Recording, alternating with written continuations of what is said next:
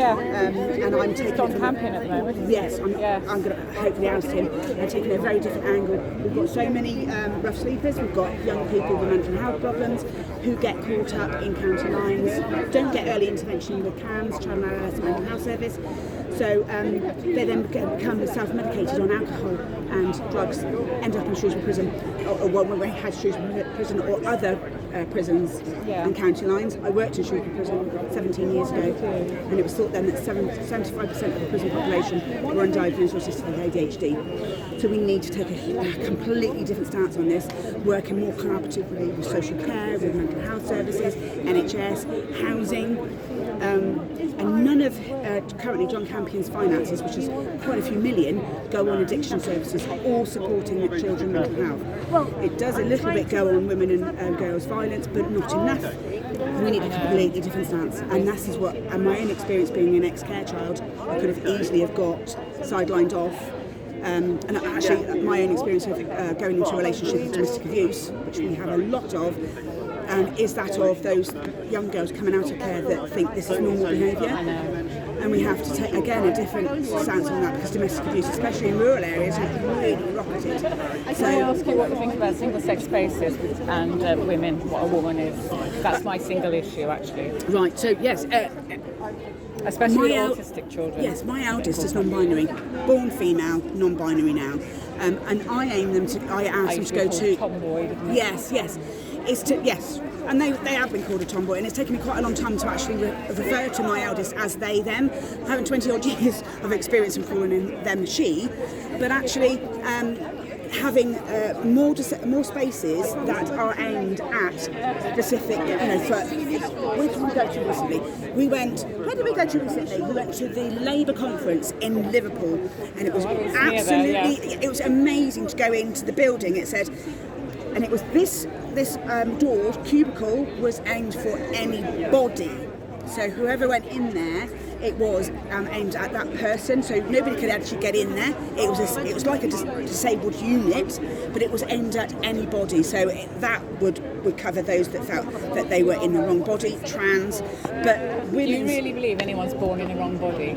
Yes. You really do? My daughter, now non-binary, feels that they are struggling to see who they are within society. That's personality and her character developing. I mean, she can't change sex, so why can't she just be free to express masculine interests or whatever? Yeah, but they see themselves as non-binary currently. They're not male and they're not female. Do you not think it's a social contagion? Because we either are male or female, and we used to be free, like in the 70s and 80s, to express ourselves how we wanted. A lot of the neurodiverse community don't see where they sit within society because of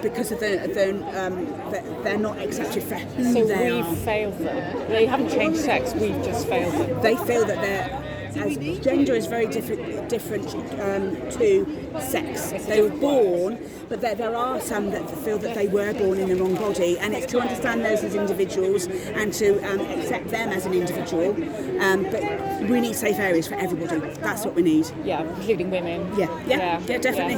Yes. So there should be areas where women are safe, as are those that are trans that are safe, and those that are non-binary. Advocating for a third space, so you have men, women, and other, basically.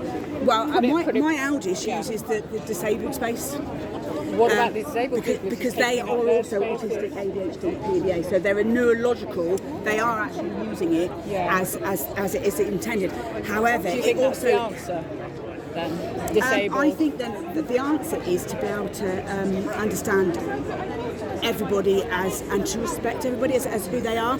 There are, in all areas, in all societies, there are going to be a few nuggets of people that are going to use it for their own. Isla Bryson. For their own, when I was in foster care, I was used by the foster carer because I was an easy target. They always know who's target. So it's by stopping those individuals from using that. How can you? It's by infiltration. It's by those that are going to go on to do just for sexual offences, for rape, and those that do domestic abuse. You can't tell. You have to then aim at the individual, and it is a really complex question, massive.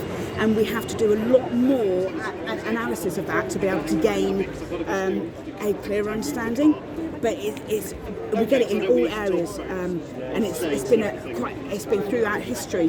Whereas the Nazis used a small group of people to target, to say it's them that's doing it. It's happening again. Yeah. 100 years later. Yeah. So what we need to do is it is a lot of analysis, it's a lot of understanding, but actually is to have that open mind and to bring groups of leaders, of communities together to talk about it, to make sure that it's not hidden behind closed doors. Yeah, because at the moment, no debate. That's not good for we anybody. need debate. Yeah. Of course we do. And exactly. And that is exactly what Julia and I are She's disappeared. No, she is around here somewhere. She's talking. Oh, she's there. I will catch one in a minute. Yes. Yeah, it is.